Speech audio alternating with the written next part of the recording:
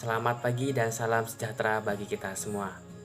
Kami dari kelompok 3 yang beranggotakan saya, CRC Danuega sebagai moderator. Berikutnya Nova Lianasari, Noviatri Anggraini, dan Puji Setiawati. Nah, di video ini kelompok kami akan memaparkan sedikit materi tentang identifikasi dan pengukuran kreativitas. Di sini membahas tentang bagaimana mengidentifikasi bakat atau kreativitas seseorang. Yang kedua, alat identifikasi berdasarkan 6 bidang bakat. Yang ketiga, pengertian pengembangan kreativitas dan pendekatan kreativitas. Lebih lanjutnya akan dibacakan oleh Saudari Nova. Baik, saya akan menjelaskan tentang bagaimana mengidentifikasi bakat atau kreativitas seseorang. Yang A, ada pengertian identifikasi. Identifikasi adalah kegiatan untuk mencari, menemukan, mengumpulkan, meneliti, mendaftarkan, mencatat data dan informasi dari kebutuhan lapangan. Secara intensitas, kebutuhan dapat dikategorikan menjadi 2 macam, yakni kebutuhan terasa yang sifatnya mendesak dan kebutuhan terduga yang sifatnya tidak mendesak. Fungsi dan tujuan identifikasi kebutuhan program untuk mengetahui berbagai masalah atau kebutuhan program yang diinginkan masyarakat. Untuk mengetahui berbagai sumber yang dapat dimanfaatkan untuk pendukung pelaksanaan program dan mempermudah dalam menyusun rencana program yang akan dilaksanakan. Yang kedua, ada alasan untuk menemukan dan mengenali bakat seseorang. Dari berbagai alasan yang dikemukakan untuk mengukur bakat kreatif, 5 alasan tampak paling penting, yaitu untuk tujuan pengayaan, remedial, bimbingan kejuruan, penilaian program bimbingan, dan pengkaji pengembangan kreativitas pada berbagai tahap kehidupan. Terima kasih, selanjutnya akan dijelaskan oleh Novi. Baik, saya akan menjelaskan tentang alat identifikasi berdasarkan 6 bidang bakat. Menurut Marline, tentang keberbakatan membedakan 6 bidang bakat, antara lain adalah bakat intelektual. Bakat intelektual atau bakat intelektual umum adalah membedakan bakat melalui inteligensi ataupun IQ. Dan tes inteligensi membedakan menjadi 2 golongan, antara lain adalah tes inteligensi individu dan yang kedua adalah tes inteligensi kelompok. Yang kedua adalah bakat akademik khusus.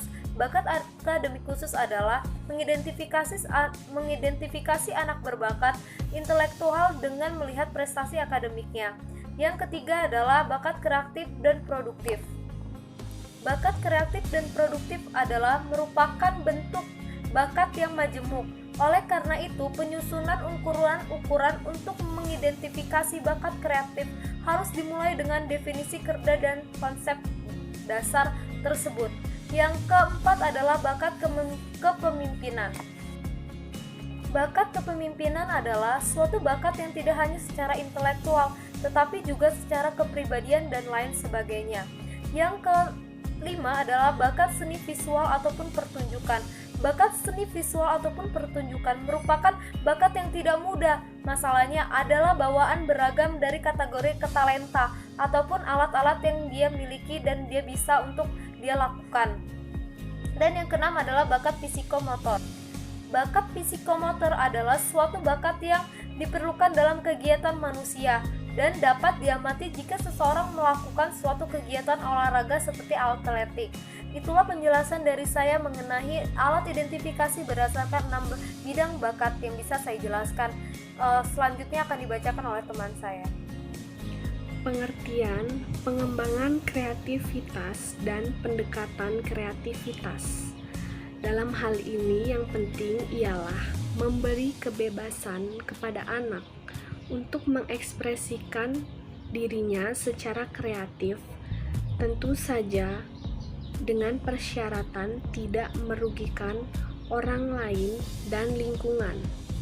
Pertama-tama, yang perlu ialah proses bersibuk diri secara kreatif, tanpa perlu selalu atau terlalu cepat menuntut dihasilkannya produk-produk kreatif yang bermakna. Hal ini akan datang dengan sendirinya dalam iklim yang menunjang, menerima, dan menghargai. Baik, kami dari kelompok 3 ingin sedikit menyimpulkan tentang materi kami. Identifikasi adalah kegiatan yang mencari, menemukan, mengumpulkan, meneliti, mendaftarkan, mencatat data dan informasi dari kebutuhan lapangan. Alasan untuk menemukan dan mengenali bakat seseorang antara lain pengayaan remedasi, bimbingan kejuruan, evaluasi pendidikan, dan pola pengembangan kreativitas. Alat identifikasi berdasarkan 6 bidang bakat, diantaranya bakat intelektual umum, bakat akademik khusus, bakat kreativitas produktif, bakat kepemimpinan, bakat seni visual dan pertunjukan, dan yang terakhir bakat psikomotor. Kreativitas merupakan salah satu kebutuhan pokok manusia, yaitu kebutuhan akan perwujudan diri atau aktualisasi diri dan merupakan kebutuhan paling tinggi bagi manusia. Kreativitas sebagai kemampuan seseorang memiliki 4 dimensi, yaitu pribadi, pendorong, proses, dan produk. Baik, itulah yang bisa kami sampaikan kepada teman-teman. Sekian presentasi dari kelompok kami. Jika ada salah kata kami dalam penyampaian materi, kami mohon maaf yang sebesar-besarnya. Akhir kata kami ucapkan terima kasih.